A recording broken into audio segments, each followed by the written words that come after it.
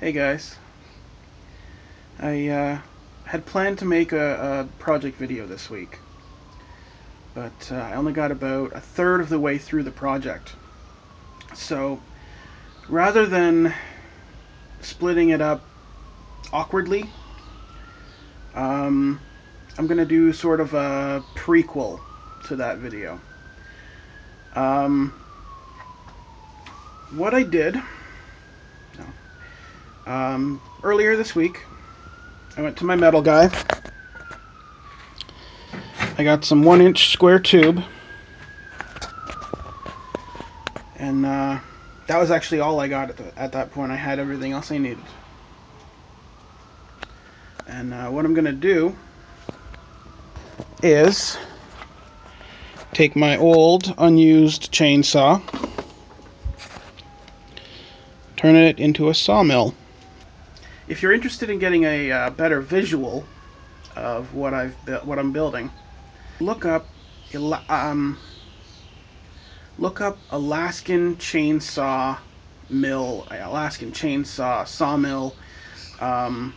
Basically, what I'm doing is I'm gonna redneck that design, and here's what I've come up with. This is just my chicken scratch, and I'll show you a better picture. And actually, I'll show you a list of the materials you'll need if you want to make this. The dotted line is my saw blade, and this one as well. And what you have is a square box on the bottom, a square on the top with a piece welded in the center, and the same thing over here. And you can see here I'm putting a guard on the end of it, which is then welded to the bottom part. I'm going to build a second piece, which is exactly the same, but without that guard welded onto it. And I'll explain that why in a second here. And then you have some slightly larger tubing. This will telescope onto the 1-inch. You weld that onto this frame, and then these uprights here slide into it, and then you have your bolts that lock everything together. CS is for chainsaw.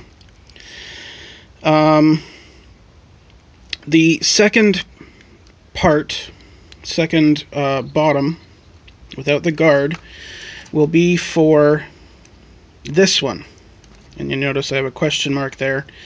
What I want to do is be able to take the top, remove the bottom part with the guard on it, put on the other piece, and put it somewhere in the middle, so that I have one anchor point here and one anchor point somewhere over here. I'm not sure about the exact dimensions. I'll have to put it together and just test how flexible this is compared to that top guard, that top rail system.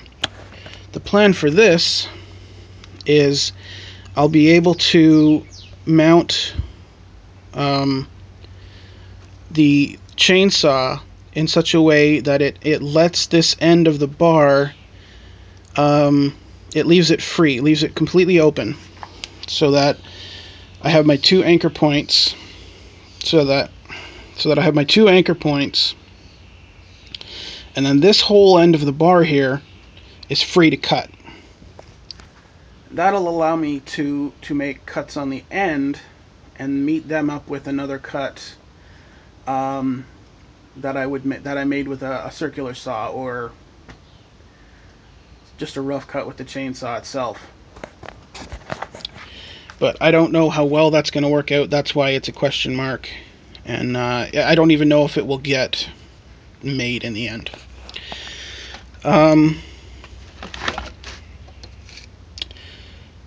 Just one more quick note here. Because I have such a small cutting area, here, it's only 9 inches like I said, I've opted to put the guard that sits here, or the support that sits there, on the outside of the unit rather than on the inside corner. It's going to provide a little less strength, but I don't think in the grand scheme it's going to make that much difference. And that gives me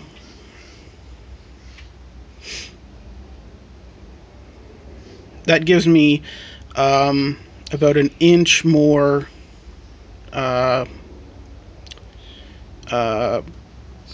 space to actually cut with. Because if this was on the inside, it would mean that this bar here was basically pressed up against the chainsaw, and this part would be on the inside, and I'd lose, instead of just losing the 1.25 inches, I would lose 1.25 inches plus another inch. So we're going to see how that works. And on this side it doesn't matter because I can make this guard as long or short as I need it. So, gonna go inside and do this up in AutoCAD and see what problems I can come up with. Alright, hopefully this makes everything a little clearer.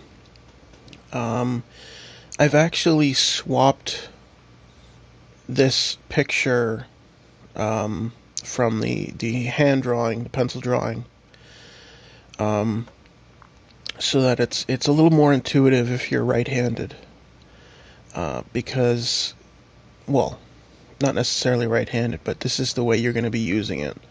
The wood will feed through it like this, and this is the side of the blade you'll be cutting with.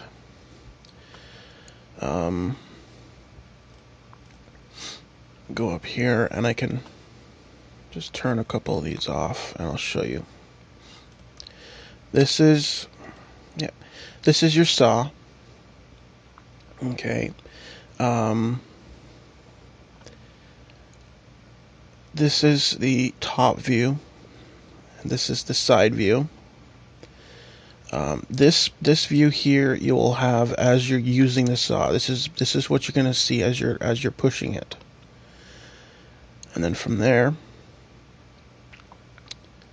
we turn on the clamps, and you have your lower bar and your upper bar, and the same thing on the other side. And then this one has the attachment for the guard, and then welded onto the top, you have your upright support. And then from there, we turn on the table, and this is what the actual saw is supported by. Your wood, well, the first cut is done on a set of rails, whether they're a 2x4 or a piece of steel. This is what they sit on. And you'd probably have to open up the saw to at least 6 inches or so, and run it through the first time, and then you can lower the saw down to make a cut for a 2x4 or a 4x4 or whatever. This big piece in the middle here, which is this, is actually a handle.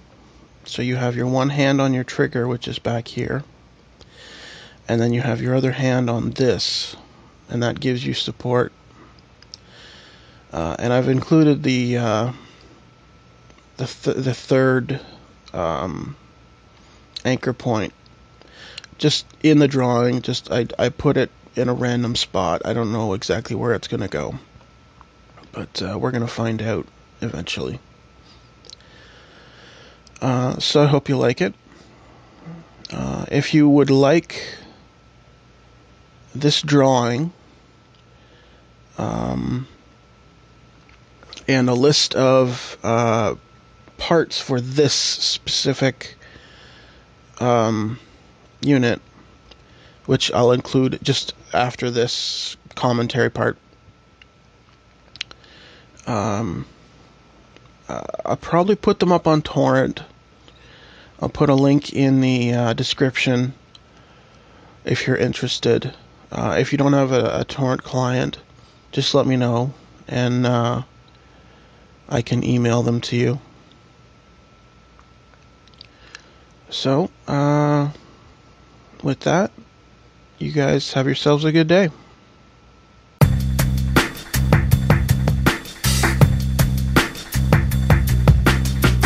If you're interested in getting a better visual of what